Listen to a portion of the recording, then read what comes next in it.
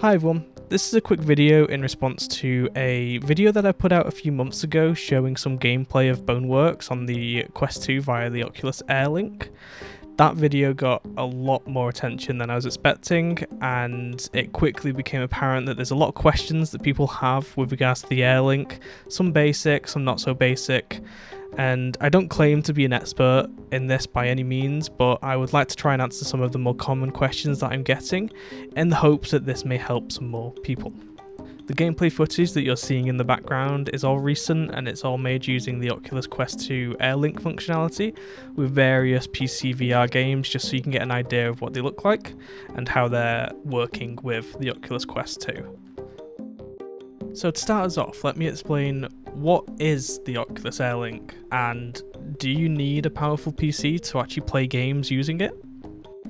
Basically, Air Link is a beta feature that's on the Oculus desktop app that gives you the ability to stream VR games from your computer to your Oculus Quest headset, allowing you to play PC VR games wirelessly. You'll need to enable this option every 24 hours in the settings of your Oculus desktop app. It's important to know that you will need a VR-capable PC in order for this to work.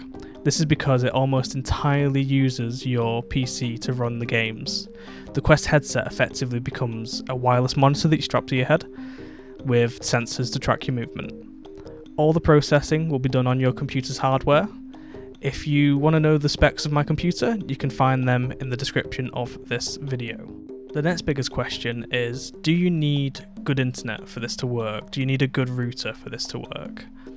Now, they don't say on their website exactly what internet speeds will work best for it. Generally, the more you've got, the better, I'd assume.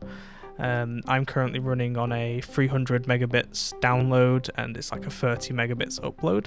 I think the most important thing here though is that you're running it on a 5 gigahertz network connection. It doesn't need to be a fancy router, like a fancy gaming router. It's just one that is 5 gigahertz. I'm running it on one that was given to me by my internet service provider. I'd also recommend that you connect your computer to your router via an Ethernet cable, just to reduce any latency issues or anything like that. The next question that I see quite a lot is, can you play SteamVR games using the Air Link, or are you locked into using Oculus only games? The answer to that is yes. It's actually really easy to use SteamVR on the Oculus Air Link.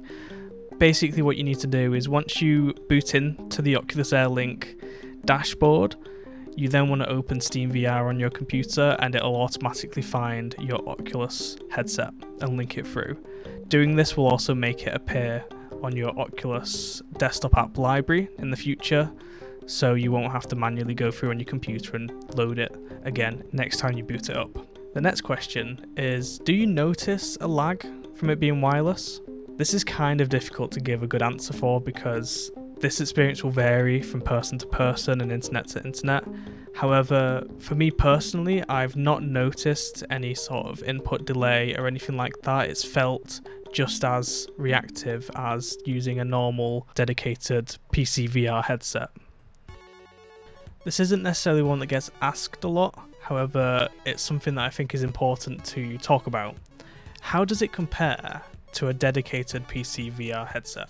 It's important to know that this is just my opinion, and opinions of this will probably vary from person to person and experience, based on what headsets they've used and experiences they've had with those headsets. I've come from using a HTC Vive Pro as my dedicated PC VR headset for a few years, coming over to the Oculus Quest 2 to try it out, and my first and lasting impression so far is that it is just a straight out upgrade from the HTC Vive Pro. The reason I say that is because I find the screen door effect is pretty much completely eliminated on the Quest 2 compared to the HTC Vive Pro, where it's very much noticeable, especially once you've come from using the Quest 2. Obviously it's wireless, which is a massive bonus, and it even has a higher refresh rate. You can go to 120 Hz on the Quest 2, it's another beta feature.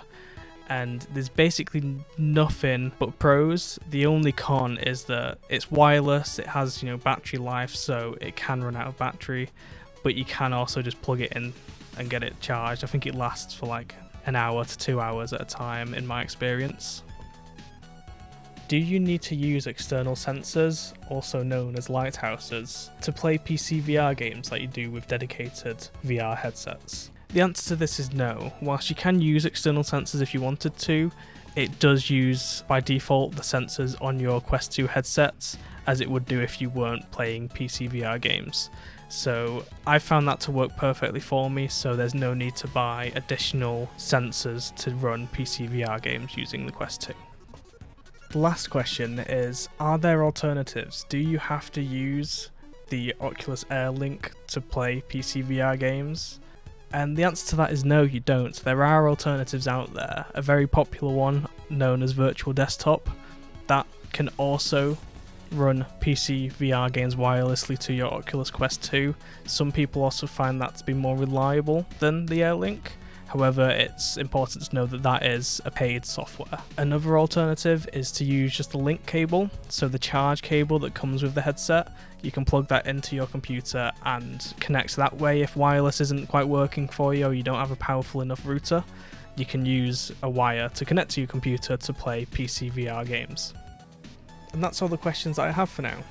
I hope this helps clear things up for you. If there's anything that I've missed and you'd like to know, please let me know down in the comments section and I'll do my best to answer where I can. If you've made it this far, thank you so much for watching and goodbye.